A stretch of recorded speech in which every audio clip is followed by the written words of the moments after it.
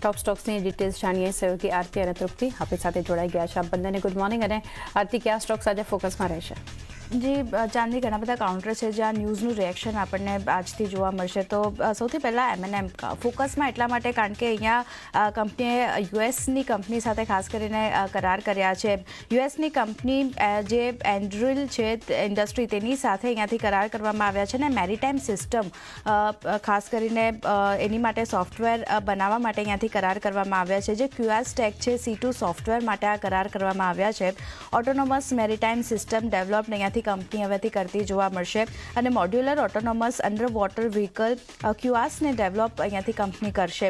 સાથે જ AI counter માનવરહિત હવાઈ સિસ્ટમ ટેકનોલોજી પણ અહીંયાથી ડેવલપ કરતી જોવા મળશે, જે એન્ડ્રિચ ઇન્ડસ્ટ્રીઝ છે તે. અને કાઉન્ટર C2 સોફ્ટવેર એટલે કે કમાન્ડ એન્ડ કંટ્રોલ સોફ્ટવેર જે છે તે અહીંયાથી ખાસ કરીને M&M આપણને જે છે ડેવલપ કરતી જોવા મળશે. તો આ એક કરાર જે રીતે કરવામાં આવ્યા છે, એક ફોકસ M&Mના કાઉન્ટર પર રહેશે. પોઝિટિવિટી અહીંયા જોવા મળી શકે છે, ધ્યાન રાખવાનું રહેશે. નેક્સ્ટ કાઉન્ટર ભારત ફોર્જનું છે.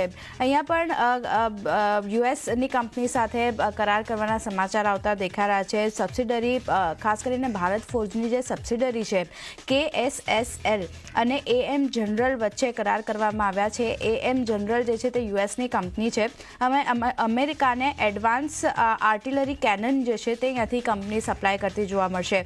અને પહેલીવાર ભારતીય કંપની કોઈ છે તે યુએસને આર્ટિલરી કેનન્સ જે છે તે અહીંયાથી સપ્લાય કરતી જોવા મળશે. તો એક પોઝિટિવિટી ઘણી ખાસ કરીને ભારત ફોર્જમાં આપણને જોવા મળી શકે છે આ ન્યૂઝના કારણે. કારણ કે ભારત ફોર્જની જે સબસિડરી કંપની છે તેના તરફથી એક યુએસ કંપની સાથે કરાર કરવામાં આવ્યા છે. તો એક ફોકસ અહીંયા પણ રાખવાનું રહેશે. વાત કરી લઈએ બ્રોકરેજ રિપોર્ટ જે રીતે ભારત ફોર્જ માટે આવતા દેખાઈ રહ્યા છે.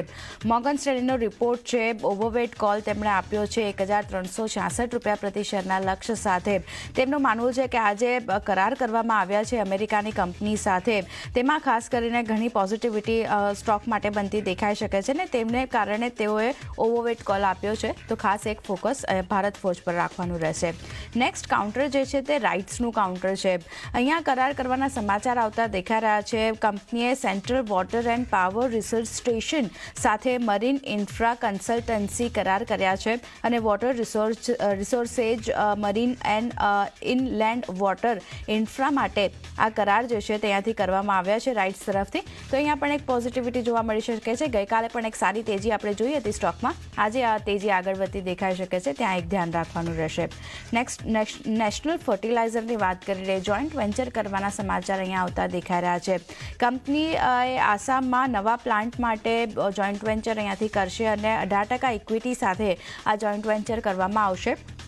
જોઈન્ટ વેન્ચર હેઠળ નવો ammonia urea complex Namrup 4 fertiliser plant જે છે, ચોથો ફર્ટિલાઇઝર પ્લાન્ટ અહીંયાથી શરૂ કરવામાં આવશે કંપની તરફથી. તો એક અહીંયા પણ પોઝિટિવિટી આ સમાચારના કારણે જોવા મળી શકે છે, ધ્યાન રાખવાનું રહેશે. ઇરેડા અને ટાટા ટેક સહિત અન્ય પણ ઘણા બધા કાઉન્ટર છે જ્યાં એક નજર રાખવાની રહેશે. કારણ કે એફએનઓમાં ખાસ કરીને જે રીતે એન્ટ્રી એક્ઝિટની વિગતો સામે આવતી દેખાઈ રહી છે, તો માર્ચ સિરીઝથી એફએનઓમાં ઇરેડા અને ટાટા ટેક આ બંનેની આપણને એન્ટ્રી થતી જોવા મળશે. અને ફેબ્રુઆરી સિરીઝમાંથી 4 કંપનીઓ ખાસ કરીને એફએનઓમાં એન્ટર થવા જઈ રહી છે. NBCC, ફિનિક્સ મિલ, સોલાર ઇન્ડસ્ટ્રીઝ અને ટોરન્ટ પાવરનો ખાસ કરીને એફએનઓમાં સમાવેશ થયો હતો. જ્યારે 30 જાન્યુઆરીએ જ્યારે નોટિફિકેશન જાહેર થયું હતું ત્યારે આ બધી કંપનીઓના નામ સામે આવ્યા હતા. પણ ખાસ કરીને હવે ઇરેડા અને ટાટા ટેક ખાસ કરીને જે રીતે એફએનઓમાં એન્ટ્રી કરવા જઈ રહ્યું છે, અને ખાસ કરીને 28 ફેબ્રુઆરીથી આ જે ચેન્જીસ છે તે આપણને થતા જોવા મળી શકે છે. તો ખાસ એક ફોકસ આજે ઇરેડા ટાટા ટેકના કાઉન્ટર પર રાખવાનું રહેશે. ટોરન્ટ પાવરની વાત કરી લઈએ તો અહીંયા ગઠન કરવાના સમાચાર આવતા દેખાઈ રહ્યા છે. ટોરન્ટ ગ્રીન એનર્જીએ નવી સબસિડરીનું ગઠન કર્યું છે અને ટોરન્ટ ઉર્જા 30 નામથી આ નવી સબસિડરી ખાસ કરીને બનાવી છે. ટોરન્ટ પાવરની સબસિડરી કંપની છે ટોરન્ટ ગ્રીન એનર્જી. તો એક ખાસ એક ફોકસ ટોરન્ટ પાવરના કાઉન્ટર પર પણ રાખવાનું રહેશે.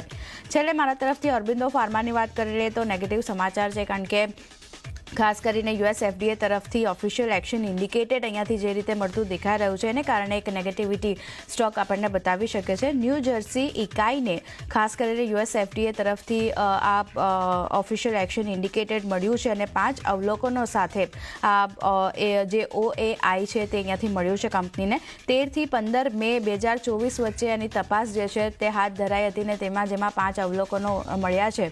તો એક ફોકસ અરવિંદો ફાર્મા પર પણ રાખવાનું રહેશે. ગઈકાલે પણ એક નેગેટિવ સમાચાર જોયા હતા આપણે સ્ટોક માટે. આજે પણ અહીંયા ઘટાડો આગળ વધતો દેખાઈ શકે છે, ધ્યાન રાખવાનું રહેશે. પણ એ સિવાય તૃપ્તિ